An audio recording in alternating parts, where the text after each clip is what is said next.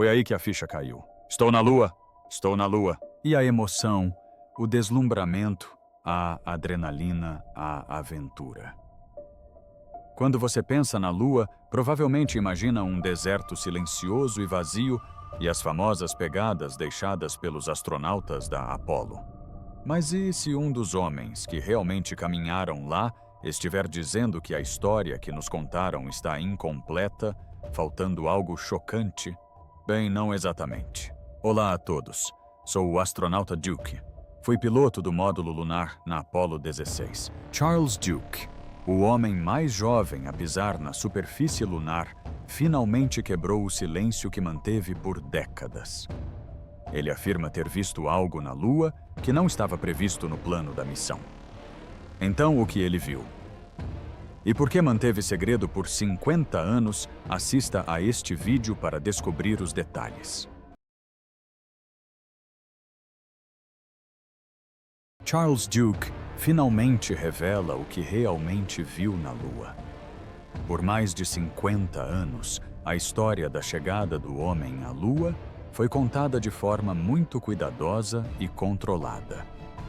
De acordo com os registros oficiais, 12 seres humanos viajaram da Terra para a Lua entre 1969 e 1972.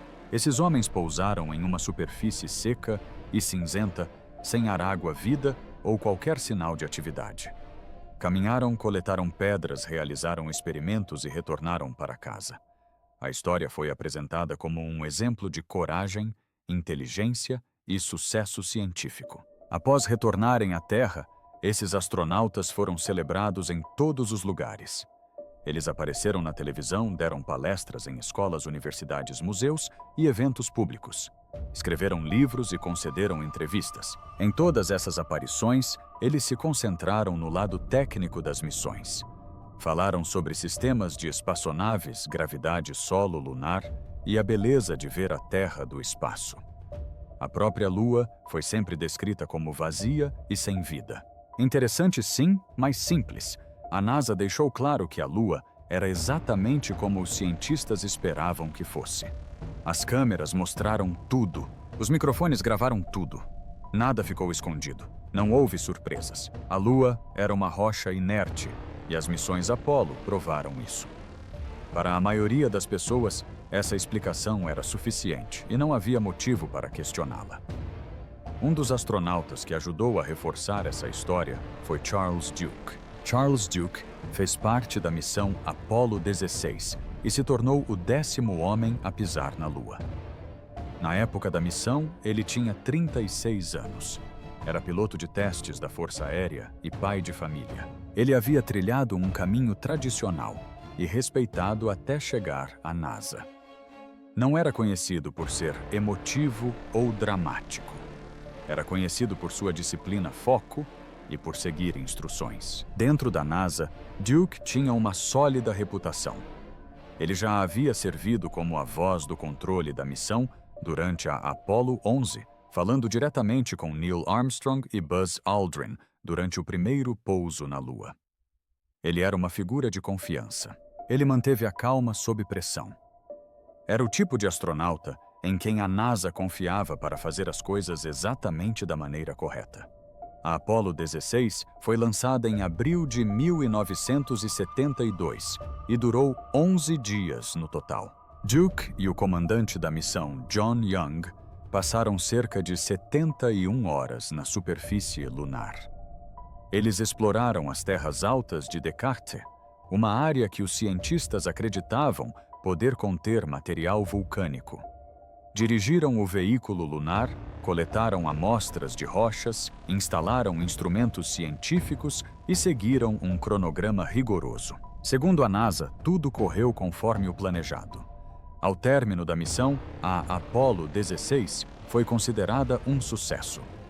Os cientistas elogiaram as amostras coletadas. Os engenheiros elogiaram o desempenho do equipamento. A NASA não relatou problemas graves nem eventos inesperados. A missão entrou para a história como mais um passo bem-sucedido e sem incidentes na exploração espacial humana. No entanto, anos mais tarde, algumas pessoas que assistiram atentamente às filmagens da Apollo 16 notaram pequenos detalhes que nunca foram explicados. Houve momentos em que Charles Duke parecia parar repentinamente durante seu trabalho. Ele ficava imóvel e olhava para o horizonte fora do campo de visão da câmera. Durante esses momentos, era possível ouvir John Young perguntando se ele estava bem. Duke respondia, mas às vezes havia uma pausa perceptível antes de ele falar. Essas pausas nunca foram explicadas nas transcrições da missão ou nos relatórios oficiais. Não houve menção ao motivo pelo qual Duke parou ou ao que ele estava olhando. Na época, ninguém questionou. As imagens foram aceitas como normais e a versão oficial permaneceu inalterada. Durante décadas após a missão, o próprio Duke não disse nada que contestasse a versão dos acontecimentos da NASA. Ele continuou a conceder entrevistas focadas em ciência e fé. Falou abertamente sobre como ver a Terra do espaço fortaleceu sua crença em Deus. Ele falou sobre lutas pessoais e lições de vida, mas nunca mencionou nada de incomum na Lua. Para o público, Charles Duke parecia apoiar integralmente a versão oficial, e por muitos anos essa história permaneceu incontestada. No entanto, Charles Duke não se calou mais. Ele revelou que havia mais por trás da versão oficial divulgada pela NASA. Se a Apollo 16 foi realmente uma missão impecável, e a Lua era exatamente como a NASA descreveu, porque Charles Duke passou décadas evitando certos detalhes de sua experiência, e o que havia na superfície lunar que o fez se sentir compelido a falar anos depois. Fique ligado para mais novidades. O que Charles Duke disse mais tarde ficou por dizer. À medida que Charles Duke envelhecia, sua linguagem pública começou a mudar gradualmente. Ele não rejeitou repentinamente a NASA, nem negou o sucesso da Apollo 16. Em vez disso, começou a falar sobre experiências que, segundo ele, havia evitado discutir por décadas. De acordo com Duke, houve coisas que aconteceram na Lua que não se encaixavam na narrativa simplista que havia sido contada ao público. Uma das primeiras coisas que Duke descreveu foi o comportamento da luz na Lua. Cientificamente, a luz solar na Lua deveria parecer branca e brilhante, pois não há atmosfera para dispersá-la. Duke concordava com essa interpretação, mas observou que em certos momentos a luz parecia distorcida. Ele descreveu ter visto cores como azul e roxo na própria luz. Essas cores não se comportavam como reflexos. Elas mudavam e se alteravam quando ele movia a cabeça ou desviava o olhar e depois olhava novamente. Duke insistiu que essas cores não foram causadas pela viseira do capacete ou pelo equipamento. Segundo ele, a própria luz parecia alterada, o que o confundiu na época. Como a experiência não fazia sentido científico, ele não a relatou. Duke também falou posteriormente sobre ouvir sons na Lua. Isso contradizia diretamente tudo o que os astronautas aprendiam. Sem ar, o som não se propaga. Som não se... No entanto, Duke afirmou que tanto ele quanto John Young ouviram sons enquanto caminhavam na superfície. Não eram vozes nem transmissões de rádio. Não eram ruídos mecânicos dos trajes espaciais. Duke descreveu-os como frequências às vezes suaves e às vezes desconfortáveis. Como tais sons não deveriam existir. Duke disse que descartaram a experiência e não a mencionaram ao controle da missão. Relatar algo impossível, acreditava ele, só causaria confusão ou preocupação. Outra experiência descrita por Duke foi uma forte sensação de estar sendo observado. Ele disse que essa sensação era diferente de saber que a NASA estava observando por meio de câmeras e instrumentos. Essa sensação era mais profunda, era como uma consciência. Segundo Duke, a sensação não era ameaçadora, mas era poderosa. Ele disse que aumentava ou diminuía, dependendo de onde eles estavam, como se diferentes áreas da Lua tivessem sensações diferentes. Duke também descreveu problemas com a percepção do tempo. As missões Apollo eram planejadas minuto a minuto e os astronautas dependiam muito de cronômetros. Apesar disso, Duke disse que sua percepção pessoal do tempo muitas vezes não coincidia com o relógio. Tarefas que levavam 20 minutos às vezes pareciam durar apenas alguns instantes. Outras tarefas que deveriam levar 5 minutos pareciam muito mais longas. Ele disse que John Young teve a mesma experiência e as impressões de ambos coincidiram, mas não em relação ao cronograma da missão. A alegação mais séria feita posteriormente por Duke envolvia o que ele descreveu como estruturas na Lua. Segundo Duke, enquanto viajava a vários quilômetros de distância do módulo lunar, ele notou formas no horizonte que pareciam regulares demais para serem naturais. Essas formas pareciam geométricas e angulares. À medida que se aproximavam, Duke disse que as formações pareciam blocos dispostos em linha e parcialmente enterrados sob poeira lunar. Duke estimou que uma dessas estruturas tinha cerca de 100 metros de comprimento. Ela se estendia para a superfície em ambas as extremidades, sugerindo que fazia parte de algo maior. Ele disse que não se assemelhava a formações rochosas naturais ou geologia aleatória. Segundo Duke, ele e John Young tentaram relatar o que estavam vendo ao controle da missão. Eles descreveram as formas e sua localização. Duke afirmou que houve um atraso notável na resposta de Houston. Em vez de fazer perguntas ou solicitar fotos, o controle da missão instruiu a tripulação a continuar com o trabalho planejado. Duke disse que essa resposta deixou claro que a NASA não queria que a equipe investigasse mais a fundo. A observação nunca foi incluída nos relatórios oficiais da missão e nenhuma explicação pública foi dada. Essas declarações posteriores de Charles Duke contrastam fortemente com a história simples contada por décadas.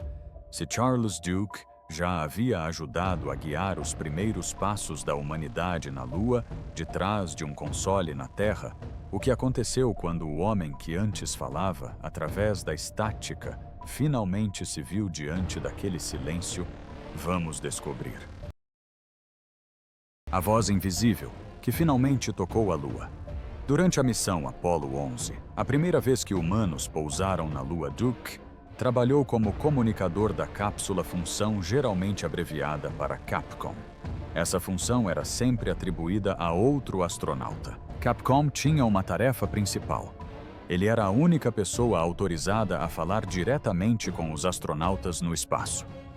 Por causa disso, quando Neil Armstrong e Buzz Aldrin estavam na Lua, a voz que ouviram da Terra pertencia a Charles Duke. Ele transmitiu instruções, confirmou informações e ajudou a guiar a missão. Milhões de pessoas ao redor do mundo ouviram essas conversas ao vivo. Mesmo assim, a maioria delas não sabia quem era Duke ou qual era sua aparência. Sua voz era ouvida em todos os lugares, mas seu rosto permanecia desconhecido. Essa situação criou uma experiência estranha para Duke. Por um lado, ele estava profundamente envolvido na missão espacial mais histórica já realizada. Por outro lado, não foi ele quem caminhou na Lua. De acordo com reflexões posteriores ligadas a Duke, isso deixou um impacto emocional duradouro. Ele ajudou outros a realizar um sonho que compartilhava, mas só pôde observá-lo de longe.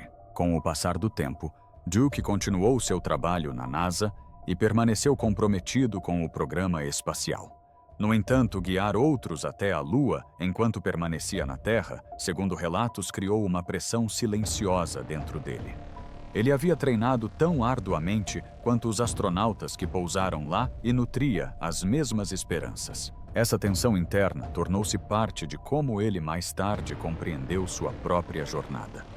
Quando Duke foi finalmente selecionado para a Apollo 16, a missão significava mais para ele do que apenas ciência ou dever.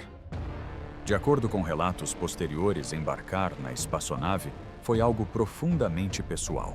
Foi o momento em que anos de espera e observação finalmente chegaram ao fim.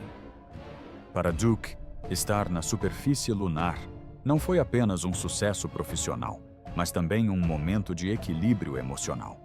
Durante a missão Apollo 16, Duke afirmou ter feito uma escolha pessoal que não fazia parte do plano oficial. Ele levou consigo uma fotografia de sua família. A foto mostrava sua esposa e seus 2 filhos. Duke Explicou mais tarde que deixou essa fotografia na Lua. Se confirmado isso, o tornaria a única pessoa conhecida por ter colocado uma imagem pessoal de família em outro mundo. A própria fotografia carregava um significado adicional. Duke afirmou que havia um código interno da NASA bastante tênue impresso no verso da foto. Ele também disse que foi autorizado a deixar a fotografia para trás sem passar pela burocracia ou processo de aprovação formal. Esse detalhe chamou a atenção porque as missões da NASA são conhecidas por suas regras rígidas e registros minuciosos de todos os objetos levados ao espaço. Duke também afirmou que não deixou a fotografia em qualquer lugar. Ele escolheu um local específico. Segundo seu relato, colocou a amostra perto de uma rocha, que tinha uma marcação codificada. Esse código, alegou, ele não constava nas listas públicas de amostras lunares ou pontos de referência divulgadas após a missão. Durante a missão, a área também foi associada a leituras magnéticas incomuns registradas por instrumentos. Embora a NASA tenha reconhecido que medições magnéticas foram feitas durante a Apollo 16, não há registro público que ligue claramente essas leituras à fotografia ou à rocha marcada. Consequentemente, as declarações posteriores de Duke descrevem ações pessoais que não constam nos resumos oficiais. Em conjunto, esses detalhes apresentam a Apollo 16 não apenas como uma missão científica, mas também como uma experiência profundamente humana, moldada pela paciência, emoções contidas e significado pessoal. Se o silêncio de Duke foi construído sobre anos de medo, treinamento e lealdade à NASA, o que finalmente o quebrou? E o que foi aquela visão estranha na Lua que ele não conseguiu mais guardar para si? Vamos descobrir. Uma cena que ele não conseguia explicar e que não conseguia esquecer. De acordo com declarações feitas por Duke, muitos anos após a missão, a experiência começou com uma observação que não correspondia a nada do que ele havia sido treinado para esperar. Ele descreveu ter visto uma forma escura na superfície lunar que não se comportava como poeira, luz ou sombra projetada por equipamentos. Em seu relato, o objeto se movia de forma controlada e parecia sólido o suficiente para projetar uma sombra no solo. Como não correspondia às condições lunares conhecidas, Duke disse mais tarde que o evento ficou gravado em sua memória como algo incomum e difícil de explicar. O momento teria ocorrido enquanto Duke utilizava o veículo lunar. Naquele ponto da missão, a tripulação já havia se afastado consideravelmente do módulo lunar. Enquanto o veículo explorador estava parado e a poeira resultante de seu movimento havia assentado, Duke disse que a forma escura cruzou seu campo de visão. Estava próxima ao solo e se movia rapidamente, mas não aleatoriamente. O movimento parecia intencional e não acidental. Eles podem aparecer e nenhum ser humano consegue fazer uma curva de 90 graus a 4.800 km por hora. E é por isso que as pessoas riem de mim, sabe? Mas eu não vou rir. O avistamento durou pouco tempo, mas foi nítido o suficiente para se destacar. Na época, Duke não relatou o que viu. Mais tarde, explicou que essa decisão foi influenciada por seu treinamento como astronauta. Os astronautas eram ensinados a se concentrar nas tarefas, seguir os procedimentos e evitar distrações que não pudessem ser medidas ou confirmadas. Não havia nenhuma regra ou procedimento oficial para relatar objetos em movimento inesperados, especialmente durante uma missão com tempo limitado e objetivos rigorosos. Duke acreditava que falar poderia atrapalhar a missão ou levantar questões que ele não saberia responder. Por isso optou por permanecer em silêncio e continuar trabalhando. Durante muitos anos, Duke guardou a experiência para si. Ele presumiu que poderia ter sido um erro causado por raios estresse ou exaustão. No entanto, décadas depois, ele disse que revisou imagens arquivadas do veículo explorador da Apollo 16. Em uma parte do filme, ele afirmou ter notado uma forma escura se movendo pela superfície lunar de uma maneira muito semelhante ao que se lembrava de ter visto. O objeto parecia ter forma, e uma sombra o que tornou o momento mais real para ele. Duke não descreveu a filmagem como prova, mas como confirmação de que sua memória não era inteiramente fruto da imaginação. Mesmo depois de ver as imagens, Duke continuou hesitante em falar sobre o assunto. Ele entendia que se espera que os astronautas falem com clareza e cuidado sobre ciência e engenharia e os resultados da missão. Eventos inexplicáveis são frequentemente descartados ou mal interpretados, e Duke temia que discutir tal tópico pudesse prejudicar sua reputação ou desviar a atenção do sucesso científico da missão. Por esses motivos, ele evitou o assunto em discussões públicas e privadas durante muitos anos. Conforme Duke envelhecia, sua visão começou a mudar. Segundo relatos, ele chegou a um ponto em que a honestidade importava mais para ele do que a cautela profissional. Nos últimos anos de sua vida, ele decidiu compartilhar a experiência publicamente. Não a apresentou como prova de vida extraterrestre ou como uma descoberta dramática. Em vez disso, descreveu-a como uma verdade pessoal que carregara consigo por décadas. Ele afirmou que antes do fim da vida, queria que a história fosse conhecida, mesmo que permanecesse sem explicação. O relato deixa muitas perguntas sem resposta.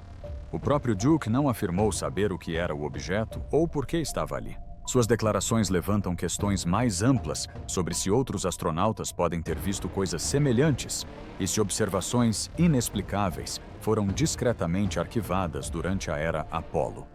Nenhuma explicação oficial foi oferecida e nenhuma conclusão definitiva foi alcançada. Até o momento, o incidente permanece sem solução. O papel de Duke na história não é apresentado como o de um cientista oferecendo provas, mas como o de uma testemunha compartilhando uma experiência que ele não conseguiu compreender completamente. Então, o que acontece quando começamos a fazer perguntas maiores, como se podemos sequer sobreviver na Terra tempo suficiente para precisarmos de outro lar? Vamos nos aprofundar nisso. O pouso na Lua seria difícil de falsificar. Neil deGrasse Tyson é um cientista renomado. Ele fala sobre espaço, planetas e ciência de uma forma que as pessoas conseguem entender. Em uma palestra, ele abordou diversas ideias importantes. Ele falou sobre a chegada do homem à Lua, as mudanças climáticas e a ideia de nos mudarmos para outros planetas. Também falou sobre Deus, probabilidade e inteligência artificial. Sua maneira de falar era calma, mas as ideias eram impactantes. Uma das primeiras coisas que ele mencionou foi a chegada do homem à Lua.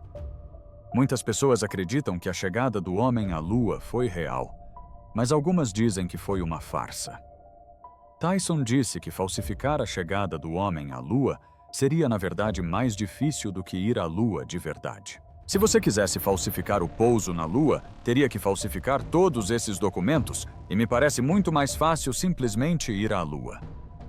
Ele explicou que a missão lunar não era apenas um vídeo ou uma foto. Envolvia um foguete enorme chamado Saturno V. Envolvia engenheiros, projetos, plantas e equipamentos reais. Tyson disse que se alguém quisesse falsificar o pouso na Lua, precisaria falsificar tudo. Teria que falsificar os projetos dos foguetes, os registros de engenharia e o próprio equipamento. Também teria que falsificar as filmagens, as fotos e os dados. Isso seria um trabalho gigantesco. Na opinião dele, seria mais fácil ir de verdade à Lua do que falsificar tudo. Ele também disse que a prova do pouso na Lua não está apenas em fotos. Está nas evidências físicas. Os projetos dos foguetes e o hardware são reais. Os documentos são reais. As pessoas que trabalharam no projeto são reais. Portanto, segundo Tyson, a ideia de falsificar tudo não faz sentido. Em seguida, Tyson falou sobre mudanças climáticas. Ele disse que as mudanças climáticas não tornarão a Terra completamente inabitável, mas sim muito mais difícil.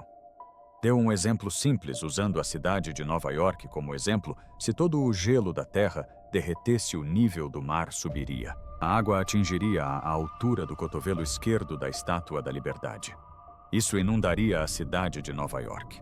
Muitas cidades costeiras ficariam submersas. Tyson disse que isso criaria um mundo muito mais hostil. As pessoas ainda estariam vivas, mas a vida seria muito difícil. Ele não estava dizendo que a Terra seria destruída. Ele estava dizendo que o meio ambiente mudaria drasticamente. As pessoas teriam que se adaptar a uma nova realidade. Depois de falar sobre mudanças climáticas, Tyson passou a abordar a ideia de se mudar para outros planetas. Ele disse que as pessoas às vezes falam sobre escapar da Terra, mudando-se para outro planeta, mas afirmou que isso não é um plano real. Disse que existem poucos lugares no sistema solar onde os humanos poderiam viver. Explicou que Vênus é quente demais. Ele disse que vaporizaria qualquer um que tentasse viver lá. Marte é uma história diferente. O dia em Marte é semelhante ao da Terra. Marte possui estações do ano e calotas polares.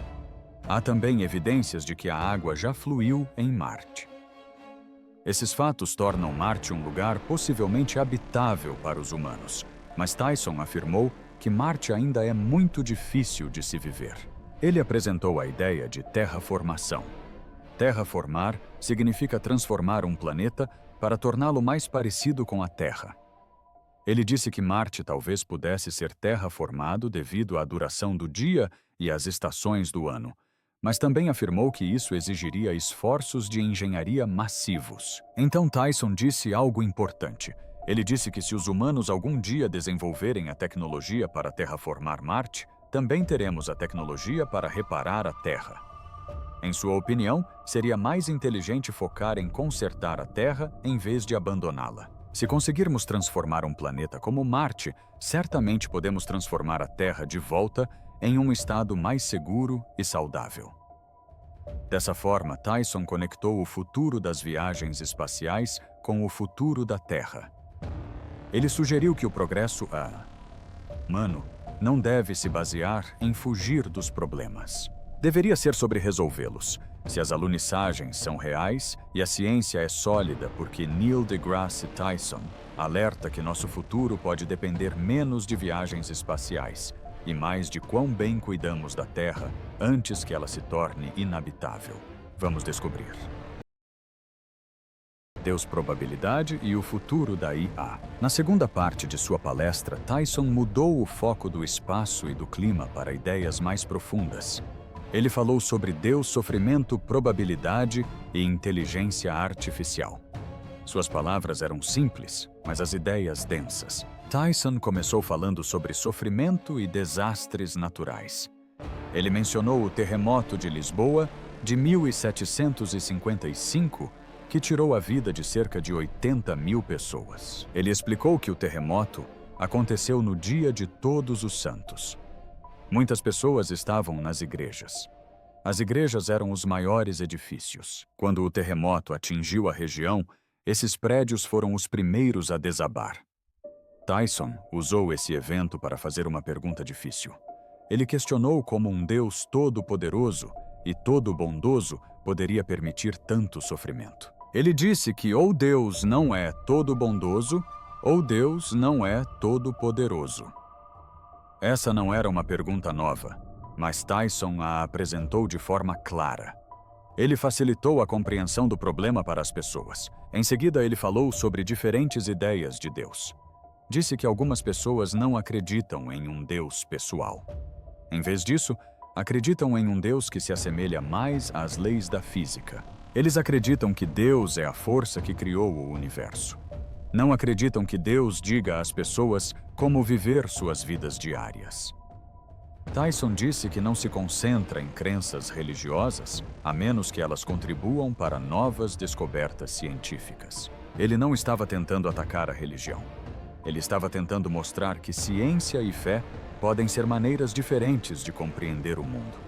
Em seguida, Tyson falou sobre probabilidade e como as pessoas a interpretam mal. Ele deu um exemplo simples usando o lançamento de uma moeda. Pediu às pessoas que imaginassem 1.000 pessoas lançando uma moeda. Metade delas seria eliminada cada vez que tirasse coroa. Após 10 rounds, apenas uma pessoa restaria. Essa pessoa teria virado a cabeça 10 vezes seguidas. Tyson disse que a mídia provavelmente entrevistaria essa pessoa. Diriam que a pessoa teve sorte ou foi escolhida pelo destino. Algumas pessoas poderiam dizer que foi um milagre. Mas Tyson disse que isso não é um milagre. É apenas uma questão de probabilidade. É um experimento rápido. Junte 1000 pessoas, dê a cada uma moeda e peça que a joguem ao ar. E se alguém der coroa, mande sentar. Então restam cerca de metade. Ou seja, 500 pessoas. Você repete, 250 pessoas saíram. Ele explicou que muitas pessoas não entendem como eventos raros acontecem. Eles acreditam que eventos raros significam algo especial. Pensam que o universo está lhes enviando uma mensagem. Mas Tyson disse que eventos raros podem ser explicados matematicamente. Ele disse que Deus não é sorte. Tyson então abordou o tema da inteligência artificial.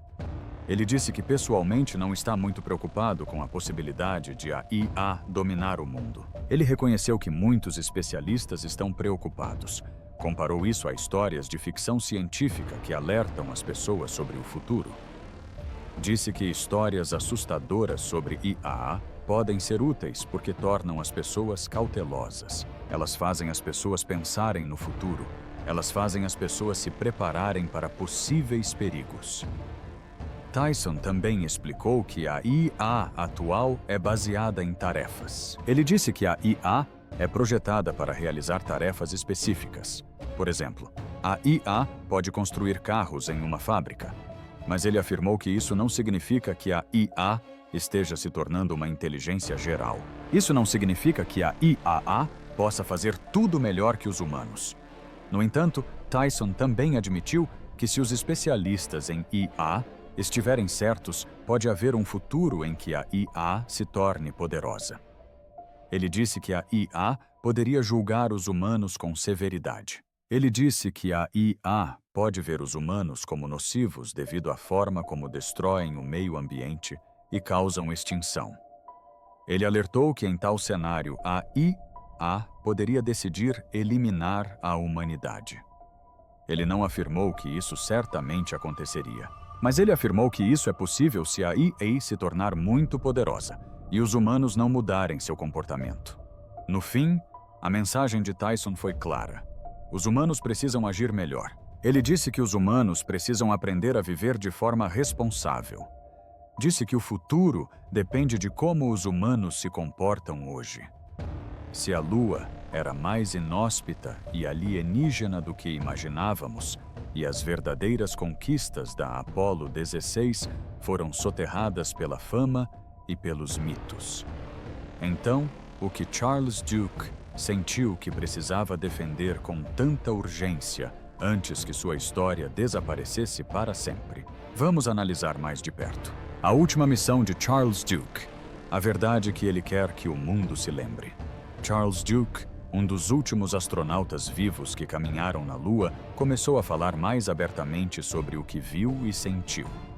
Na velhice, ele sente uma forte necessidade de garantir que as pessoas entendam a verdadeira história da Apollo 16. Ele acredita que muitas pessoas se esqueceram ou interpretaram mal o verdadeiro objetivo da missão.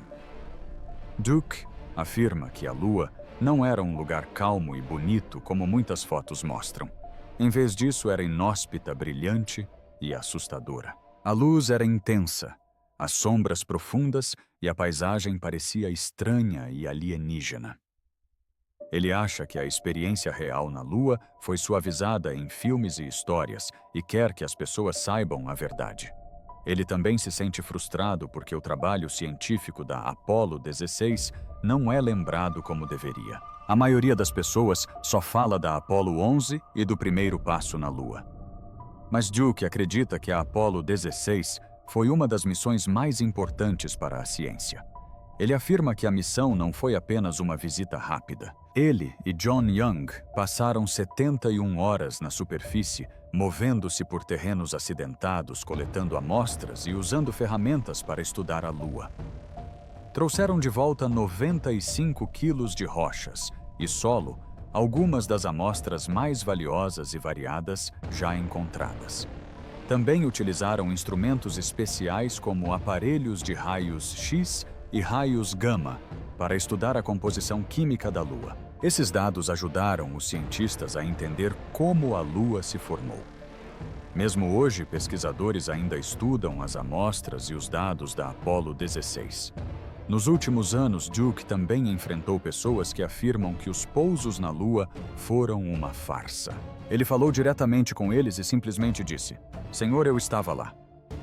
Ele acredita que nenhuma declaração online pode se comparar à verdade de alguém que realmente a vivenciou. Duke sente o dever de proteger a história da Apollo antes que ela se perca. Ele sabe que restam poucos astronautas vivos e teme que a missão se torne apenas uma história em livros. Por isso participa de eventos e conversa com jovens. Ele também acredita que o programa Apollo não representou o fim da exploração espacial. Ele vê a Lua como um trampolim para Marte e apoia novas missões como a Artemis. Para Duke, o programa Apollo foi apenas o começo. Você acha que o pouso na Lua foi uma farsa? Compartilhe sua opinião nos comentários abaixo. Obrigado por nos acompanhar enquanto desvendávamos a verdadeira história por trás de Charles Duke, seu papel singular na história do programa Apollo e as verdades sobre o pouso na Lua que a maioria das pessoas nunca ouviu. Se esta análise aprofundada ajudou você a entender melhor a missão, não se esqueça de curtir e se inscrever. Clique no próximo vídeo na sua tela para mais histórias. Te vejo lá!